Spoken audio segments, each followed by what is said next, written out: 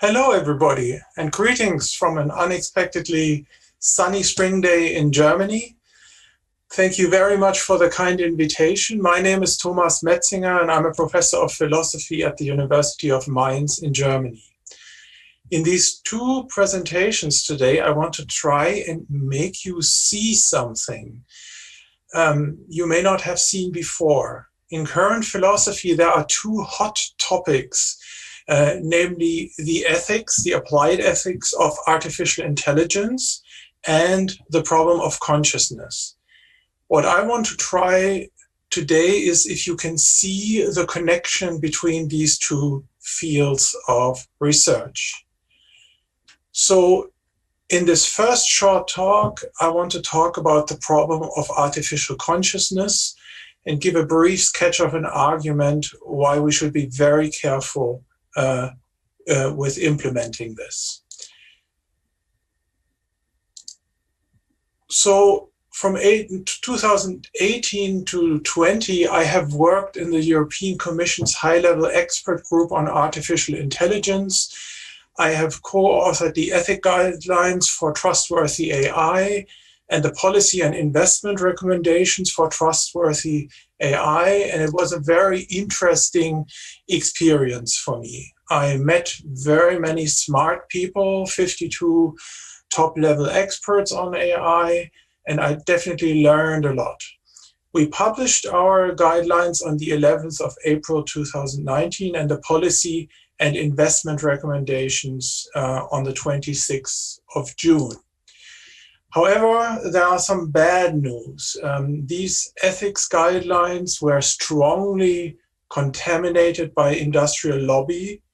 And actually, from a philosopher's point of view, they are a lot of hot air. There's no real normative substance. There are no real concrete recommendations and applications. And for example, all red lines have been taken out of the final document. I think they're also short-sighted because they deliberately ignore some long-term issues. And here are some examples of issues the high-level group deliberately ignored. The problem of artificial general intelligence, the problem of possibly autonomous moral agents emerging, and the problem I want to talk about today, artificial consciousness, or as it is sometimes called, synthetic phenomenology, alluding to synthetic biology. So here's the first technical term you have to learn. I understand some of you have to go through a test at the end of this course. So the new term is ethics washing. This is if you organize and cultivate ethical debates because you want to delay, postpone, avoid, or deter people from policymaking and regulation. So there are people who have an interest in these ethics debates going on just to buy themselves time. I think what we really need and what we urgently need is binding rules which are also enforceable and which are legitimate because there's a full democratic process behind them. The good news, however, is that the current European ethics guidelines are much better than anything China or the United States actually have. And those current ethics guidelines are also an excellent first step, a plateau to begin a second phase of discussion and to develop them further. So what we can actually do is we can move the discussion back from a place where it is dominated by industrial lobby, which just wants to decorate a major investment strategy by making it look ethical, into a more constructive and intellectually honest context. Maybe that is here, but I will confine myself to one single topic today, synthetic phenomenology.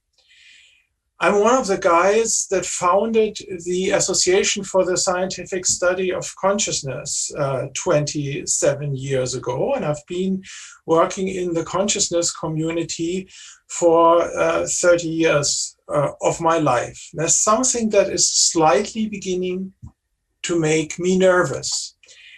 There are 4 labs now on this planet with esteemed colleagues of mine, people who I really like and take them really seriously, who basically say, we want to create artificial consciousness and we're going to do it as soon as we know we can do it. So here you have, for instance, a statement from Stan Dehaene and his group in Paris. They want a confluence of AI and the cognitive neuroscience of consciousness. But you also have in Tokyo, for instance, Ryota Kanai. There's now Tsuchiya in Melbourne. And here's the typical American way of putting the point. Michael Graziano from Princeton, also a very well-known consciousness researcher. One could build it for entertainment value. It would be monumentally cool. I'm not so sure. So my main thesis is a political demand. We should impose a global 30-year moratorium on all research that knowingly risks or directly aims at the creation of artificial consciousness. And I think there should be a worldwide ban on synthetic phenomenology until 2050 or until we know what we are doing. So what is the risk description? What do we want to avoid? I think we could create conscious suffering on non-biological carrier systems. We could have negative phenomenology, possibly in a very large number of individuals. Think of cascades of copies or cascades of virtual agents. I call this the explosion of negative phenomenology. It's not an intelligence explosion, but an explosion of artificial suffering. But there's a problem of epistemic indeterminacy, and I'm going to explain in a second what this means. We might not even be aware of it because we don't have a theory of consciousness. Basically, we don't know what we are doing in this field at all.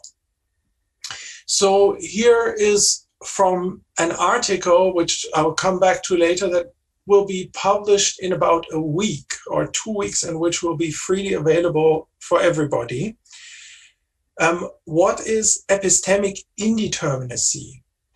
This means that it is not the case that either we know that artificial consciousness will emerge at some point, or that we know that artificial consciousness will never be instantiated on machines. It is this neither norness, I think, that we have to deal with in an ethically sensitive way and in a way that's evidence-based, rational, and intellectually honest. And this is also an important point. I am not saying, I've been in this field for 30 years, this will happen tomorrow, and I don't believe that it will happen the day after tomorrow. But my point is that it doesn't matter what I'm actually thinking.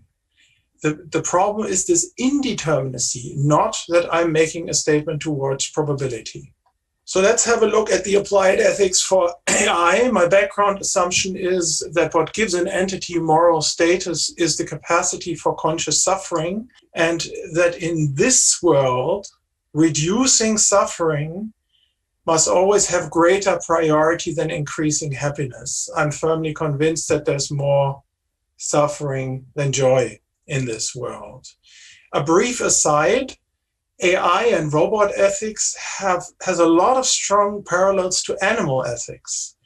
Take this classical quote from Arthur Schopenhauer, the assumption that animals are without rights and the illusion that our treatment of them has no moral significance is a positively outrageous example of Western crudity and barbarity. Universal compassion is the only guarantee of morality. So please note that tomorrow's self-conscious machines have no representation in any ethics committee on this planet or in any political process. But we need to know what that thing is. What is suffering?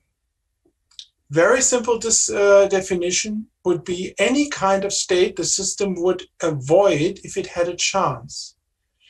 Massive prediction errors in the system's self-model, in particular for negative effect, unexpectedly decreasing rates of prediction error minimization, loss of self-control, and negative valences, negatively valued states in the system's conscious self model. So what I want to do now is I want to briefly give you 4 necessary conditions for what might be. To continue watching this video, click the link in the top left or in the description below, or visit iai.tv for more debates and talks from the world's leading thinkers on today's biggest ideas.